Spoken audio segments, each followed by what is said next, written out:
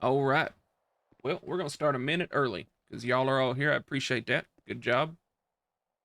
Uh, it's going to be kind of a multi section informational training conversation. Starting out, I'm going to express myself, my thoughts, opinions, and give you all some, some understanding here because we got some problems that we're going to address and we're going to fix. After that, I'm going to cover some basic expectations of being a watch commander. After that, I'm going to give a small challenge to be completed. And then I'm going to open it up for the officers, for others to be honest with each other about this position. For those of you that are unfamiliar with me, I started as an officer, was the first person in the department to be bumped up double to a sergeant, and also as one of the first watch commanders. It is a very simple position that somehow y'all have managed to overcomplicate and clusterfuck to a point where it is becoming a detriment to this department, to everything that we're doing. So we're here to fix that. For those of you that do know me, you know I'm not one to sugarcoat, so I'm going to be upfront and honest with y'all. Being watch commander is a part of being in leadership. Some of you have avoided the responsibility. Some of you have done the responsibility poorly. Some of you have done it well. The expectation after this training is that you no longer have to worry, are you doing it right or not, because you should know the basic understanding. It's been listed in the emails plenty of times, and for some reason, every time we can read it, we can agree to it, and we can say, hey, we're going to do it. And then you actually go out to do it, and evidently you forget how to do your job. So here's a reminder. I'm going to make a statement that is going to probably piss some of you off, and it should. I'm looking around this room right now at PD leadership, corporals, and sergeants. There are some of you currently in a position where you have a title, but you have neither delivered on the ability, the responsibility, or the actions deserving of that title.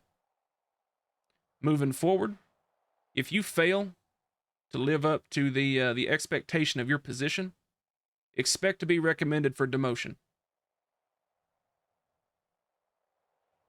If you can't do the basics of the role, if you can't perform in a leadership capacity, you shouldn't be in leadership.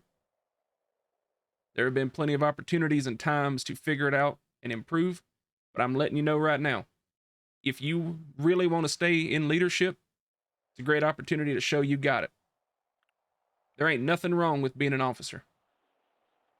If you have the capacity to just focus on that, go be an officer and chase the bad guys all day long, great. I support you in it. So I'm being upfront and honest with you. This training is kind of that embark point where moving forward, you will be held to a high expectation because you are leadership. All of you wanted to improve yourselves and put yourselves in a different spot, so here we are. Some of you got a title and got complacent. Some of you got a title and I'm baffled. At the end of the day, your title don't mean shit. Your actions do, and how you carry yourself and how you fulfill the responsibilities of your role. Does everybody understand my statement of what's going to be happening moving forward? Yes, sir. Yes, sir. Yes, sir. Good. Yes, sir. There's a quote that I really enjoy. It's called accountability feels like an attack when you are not ready to understand how your behavior harms others. An ineffective watch commander, their behavior harms the entire shift. All of you have experienced it. Some of you have caused it. Some of you deal with it constantly. Officers that are here in attendance, y'all end up dealing with it most of all. That's why I wanted officers here. Because later on, you will have the opportunity to voice some of your frustrations and give praises as well for the situations you found yourself in due to ineffective watch or effective. When it comes to watch command, what is the role and responsibility of the watch commander?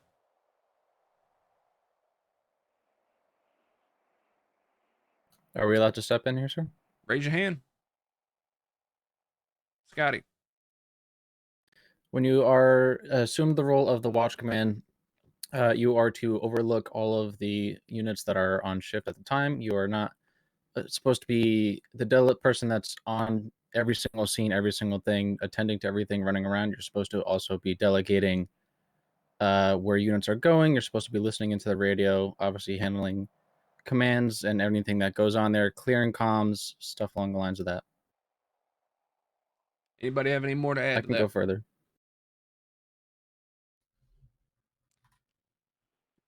Shiny glasses corporal in the back there. I can't tell which one of you are. Y'all look all the same.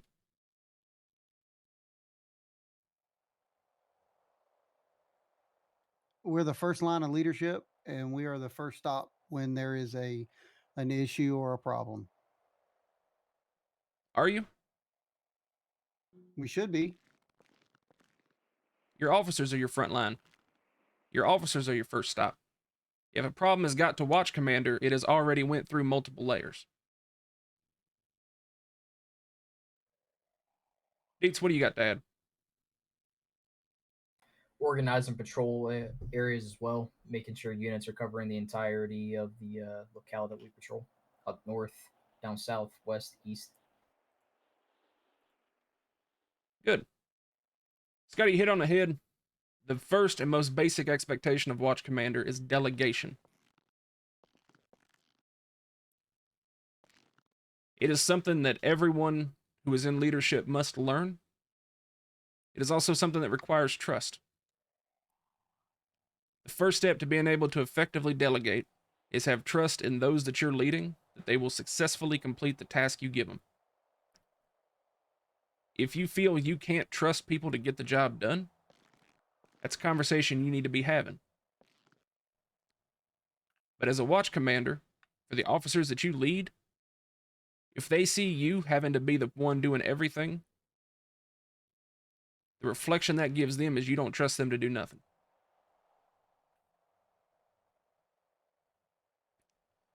You give people instructions, you give them expectations, you put them in the right positions, and you trust them to do their fucking job. That's delegation. If you have 10 officers on duty and you're watch commander and you are the first person to every scene, you are failing yourself, you are failing this team, you are failing the role. Hell, you're being a piss poor leader. Your officers are the ones doing the work, they're the ones in the shit. And honestly, it gets real easy to get disconnected from what they're dealing with. And you rolling in and just kind of doing your thing, and ain't gonna fly. Delegate. You got 10 officers, Vangelico pops off. Ain't no reason you should ever be there unless something bad happens and you're requested.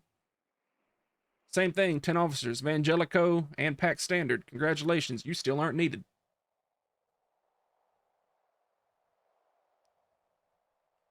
Delegate people, and let me ask you this honestly, and this is your opportunity to be honest with me. Who here does not know how to delegate? Like, you ain't gonna be in trouble for being honest here. If you don't know how to delegate, we can work on that. I know a lot of times I struggle with fully delegating. I'll admit it that I've had a few struggles here and there when I've taken watch, so. So what I asked was, do you have trouble delegating? Yes or no? It's a simple answer. Yes. Yes. Good. Then the challenge I have to both of you is find somebody at your level who does delegate appropriately and learn from them. Because if you can't delegate, that is the first step to being an effective watch commander. You can't do step one, everything else falls apart. And now you're aware of the fact that that is a problem for you. It shouldn't take this, to come out to be it. Talk with people, work on that, get it fixed. Understood? Yes, sir. Great. Understood. Next thing with watch command, you are supporting and empowering your officers. If you have delegated effectively, you have put your officers in position to do their jobs. If you are doing their job for them, you are robbing them of the experience, you're robbing them of the interaction, and you are making it more difficult for them to be recognized for the hard work they're doing.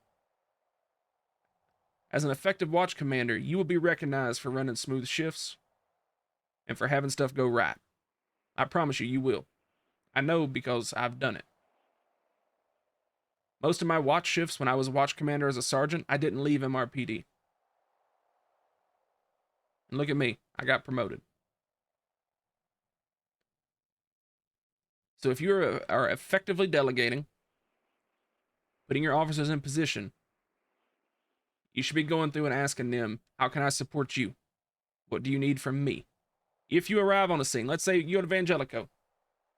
Let's say Euro, you're watch command, and Rose is scene commander. When you arrive there, just because you're watch command does not mean you overtake her as scene commander. Euro would come in, he would support her, he would back her.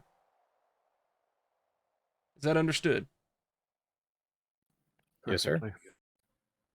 If for some reason a watch commander has to take over as scene commander, there should be a very good reason for it. Because ideally, your primary responding officer is handling that scene. And because you've delegated effectively, you as watch are not intimately tied into that scene so that you're able to provide support for them.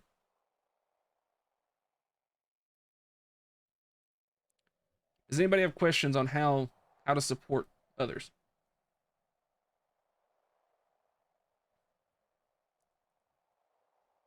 Good. This ain't a complicated training. I promise y'all this ain't complicated. And I hope by the end of it, you realize that you have been making this role a lot more complicated than it needs to be. Next up. So you've delegated, you're supporting. That third responsibility there comes into accountability. As watch commander, you are expected to hold your officers accountable. And what do I mean by that? I mean, if they make a mistake and it's something you can address, you have a one-on-one conversation with them, you address it. If officers are doing things they shouldn't be doing, hold them accountable. We have an entire SOP process for this. On the flip side of that, day off, you're a what? I just want to say, when you're having that one-on-one conversation, please find the correct environment to do it. Don't just do it right in front of the civ. Wait for the whole, situation to end and then take them aside and tell them it, so much respect will be gained on your side. I'll pass it over to you, Ray. I'm gonna tell you right now, you want to have a one-on-one conversation with somebody, go to the fucking roof of MRPD. Or roll around in a car with them. That's two great places that you can have that conversation.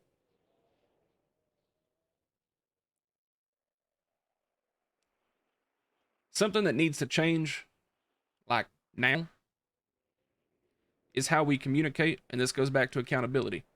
I listened in to the radio for a little bit yesterday, and something that y'all have been asked to do, we're still not fucking doing. We adhere to our SOP. We don't adhere to how things have always been done. Everybody in this room, 1050 and 1080 does not exist. You are leadership. When you're on the radio calling out a 1080 instead of a pursuit, or a 1050 instead of a crash, you're telling everybody else on radio that leadership's doing it, it's okay if I do it too. So instead of being proactive and supporting what we said we're going to support, you are furthering how things always have been. I would encourage all of y'all, go back, reread the SOP, hold yourself accountable to it, so that you may hold others accountable to it. And expect them to throw it in your face. Expect, if you go to somebody and you go, hey, I know you're saying 1080, we don't do that, we use plain speak for that. They're going to look back and go, well, I've heard you do it. And that's where you go, yeah, you're right. I messed up, so I'm working to improve. Ain't nothing wrong in saying you've made mistakes, but the difference there is you make the mistakes and you find the correction. And that's how you hold on to that. Fourth thing you do as a watch commander is effectively communicate. What does that mean? Well, it means you are asking questions to your primary scene commanders. It means you are engaging with them to understand what is going on. It means that when you have to put something out over the radio, you are short, sweet, and to the point. It means you're encouraging the use of 311. It means if you decide that you are going to have a briefing, keep them brief. I know we're paid by the hour, but holy shit, we waste a lot of time. Be succinct with stuff. If you need to have larger conversations with folks, plan that out and have it. But be more efficient in how you communicate. Take the time to get to know the officers that you serve, because you will understand the best ways to communicate them better. And if you haven't asked them already, hey, how do you receive praise properly? Ask them. Because everybody receives it differently. And if you don't know how to deliver appropriate praise to somebody you serve, you're failing them. You know, Bo over there, I can praise him all day long, but if it's a way that he's not receptive to, it's falling on deaf ears. Get to know the people that you serve. And never forget the fact that while you may be watch commander, you serve the officers on your shift. It's not a position of entitlement. It is a position of service. Same being in leadership. Only thing that title does is give you more responsibility. And for some of you that want to climb higher and higher and higher, that responsibility just gets bigger and bigger and bigger. But ultimately, you're still expected to excel at the basics of your job. All right. Well, now that you've delegated appropriately, you've supported and empowered your officers, you are able to deal with situations, and now you're communicating effectively. Well, now's where it gets fun.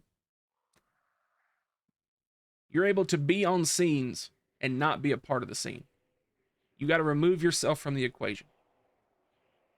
That was something I struggled with, because I don't know if y'all know this or not, but I like action and I hate being bored. But for me to move into a more leadership role, it required me to step back. It's okay as watch commander to take the hostage. It's okay to not be in the chase. Hell, it's encouraged. That way, your people are freed up to do their jobs. You're freed up to do yours. Is that an important text, Steele?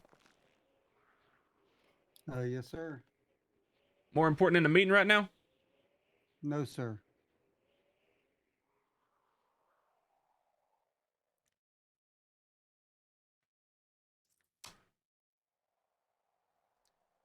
As watch commander, for those of you that are FTOs, being watch commander is a great time to have a cadet. Hell, have 2 cadets. Because at that point in time, they're going to be seeing somebody who can do their job effectively without ever having to be on a scene. You can give them insight. You can help them understand the theory, as well as position to have them do the stuff they need to do for their checkoff sheet. Makes it a lot easier for you to get a cadet doing negotiations if you know what's going on. If you feel that you can't do watch and have a cadet at the same time, I would encourage you to reflect on yourself of why you feel you can't do that. Because you should be doing the basics of your job no matter what. It's a great opportunity to teach them.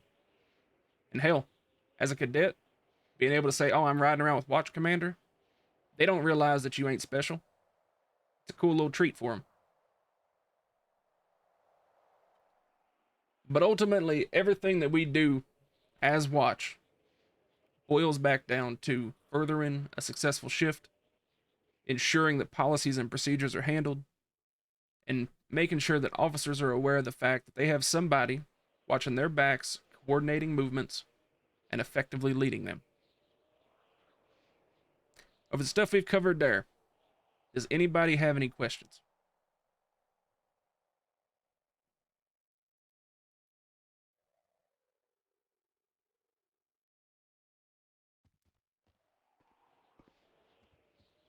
So why does it take us having this meeting for y'all to do the basic stuff that you've already been told? Why are we here? It's an honest question. Why are we struggling? Savannah. Because the basic expectations just haven't been met, period.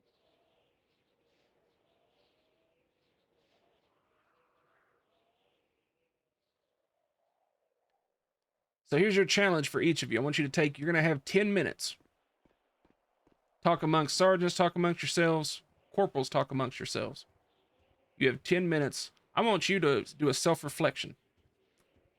I want you to find where you have failed yourself and your team as a watch commander. I want you to find where you have succeeded.